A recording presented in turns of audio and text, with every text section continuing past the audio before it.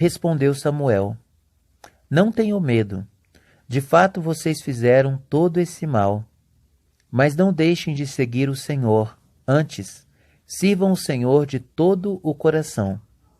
Não se desviem para seguir ídolos inúteis, que não têm qualquer proveito, nem podem livrá-los, pois são inúteis. Por causa de seu grande nome, o Senhor não os rejeitará, pois o Senhor teve prazer em torná-los o seu próprio povo. E longe de mim esteja pecar contra o Senhor, deixando de orar por vocês. Também lhes ensinarei o caminho que é bom e direito. 1 Samuel, capítulo 12, do verso 20 ao 23. Ao pensarmos em pecar, normalmente vem-nos à mente pecados graves como assassinato ou adultério. Porém, só o fato de termos roubado de Deus o que é dele, como descendentes daquele que o fez, Adão, somos pecadores, pois vivemos para nós a vida que ele nos deu para vivermos para ele, para espelhar a sua imagem e semelhança, como registrado em Gênesis, capítulo 2, verso 27. Serve como resposta de que não é possível passar um dia sem pecar contra Deus.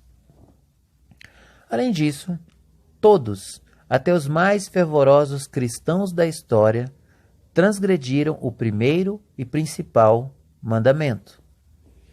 Um deles, perito na lei, o pôs à prova com esta pergunta: Mestre, qual é o maior mandamento da lei? Respondeu Jesus: Ame o Senhor, o seu Deus, de todo o seu coração, de toda a sua alma e de todo o seu entendimento. Este é o primeiro e maior mandamento. O segundo é semelhante a ele: ame o seu próximo como a si mesmo. Mateus, capítulo 22, do verso 35 ao verso 39. Todo aquele que pratica o pecado transgride a lei. De fato, o pecado é a transgressão da lei. 1 João, capítulo 3, verso 4. Ninguém, além de Cristo, viveu sua vida amando a Deus de todo o coração, de toda a alma e de todo o entendimento, e amando o próximo com o mesmo amor que ama a si mesmo. Portanto, se esses são os maiores e principais mandamentos, não o fazer são as principais transgressões. Assim, com poucas evidências registradas nas Escrituras, somos conduzidos a cair de joelhos e clamar em misericórdia com as palavras semelhantes à do publicano. Mas o publicano ficou à distância. Ele nem ousava olhar para o céu, mas batendo no peito, dizia: Deus, tem misericórdia de mim, que sou pecador. Lucas capítulo 18, verso 13. Retomando o texto citado no início, notemos o que disse o profeta Samuel: E longe de mim esteja pecar contra o Senhor, deixando de orar por vocês. O propósito de Deus é reinar sobre a nação de Israel. Propósito esse que se cumprirá. E o que veio ao vosso espírito, de maneira alguma sucederá. Quando dizeis: sejamos como as nações, como as tribos dos países, servindo ao madeiro e à pedra. Vivo eu, diz o Senhor Deus, certamente com mão forte e com braço estendido e com indignação derramada, hei de reinar sobre vós. Ezequiel capítulo 20, verso 32 e 33. Todavia, Israel pede um rei e rejeita ter o Deus de Abraão, Isaque e Jacó como rei. Como posteriormente fizeram os judeus ao rejeitarem o reinado do Messias, que manifestou-se a eles, cumprindo o que fora dito por Moisés e os profetas. Eles pediram sua morte na cruz e disseram: não temos rei, senão César.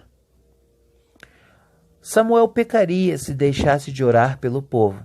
Semelhantemente, se não orarmos pelos nossos irmãos, para que o Espírito Santo os convença do pecado, para que se arrependam, cometemos pecado, pois em 1 Timóteo, capítulo 2, do verso 1 ao verso 4, diz que é da vontade de Deus que oremos por todos os homens.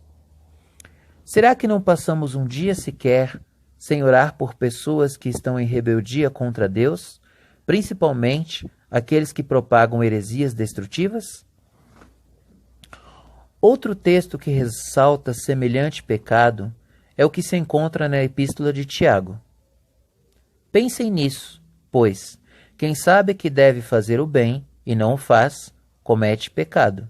Tiago capítulo 4, verso 17. Será que todo o conhecimento bíblico que o Senhor nos concede em prol de servir ao próximo tem sido praticado em sua totalidade durante todos os dias? Pregamos o Evangelho a todos os que Deus coloca diante de nós? Servimos de instrumento de Deus para prover alimentos e vestes àqueles que não têm? Mas se tratamos os outros com favoritismo, estamos cometendo pecado, como diz o texto de Tiago. Mas, se tratarem os outros com favoritismo, estarão cometendo pecado e serão condenados pela lei como transgressores. Tiago capítulo 2, verso 9. Por acaso, ficamos sem fazer acepção de pessoas? Será que deixar de assistir um vídeo de pregação do irmão que você desconhece, mesmo que fale do tema que você procura, para caçar o do seu pregador predileto falando do mesmo tema, não é fazer acepção de pessoas? Não pregamos que Deus usa a quem Ele quer? Não deixamos de ler a mensagem daquela pessoa que necessita de nossa ajuda para ler a da pessoa que nos agrada mais, mesmo que a anterior tenha sido mandada horas ou até dia antes? Até o que não temos ciências de ser pecado, é pecado se praticado. Se alguém pecar, fazendo o que é proibido em qualquer dos mandamentos do Senhor, ainda que o não saiba, será culpado e sofrerá as consequências da sua iniquidade. Levítico capítulo 5, verso 17. Por esse motivo, o salmista acrescenta em sua oração que Deus lhe perdoe dos pecados que o mesmo desconhece. Quem pode discernir os próprios erros? Absolve-me dos que desconheço. Salmos capítulo 19, verso 12. Por fim, e penso que são suficientes os textos citados acima, ressaltamos que pecar não é a prática. A prática é o pecado já consumado, como diz Tiago, capítulo 1, verso 15.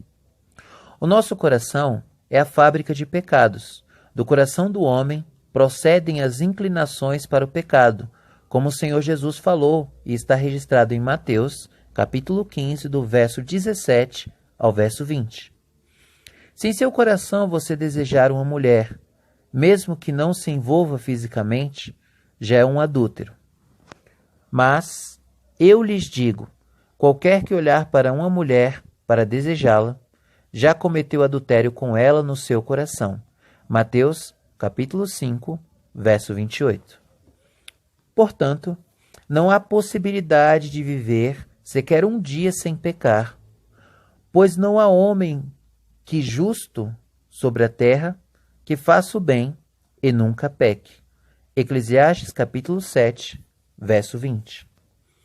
Mas, graças ao Senhor, que proveu seu Filho Jesus Cristo como propiciação de nossos pecados, e no sangue dele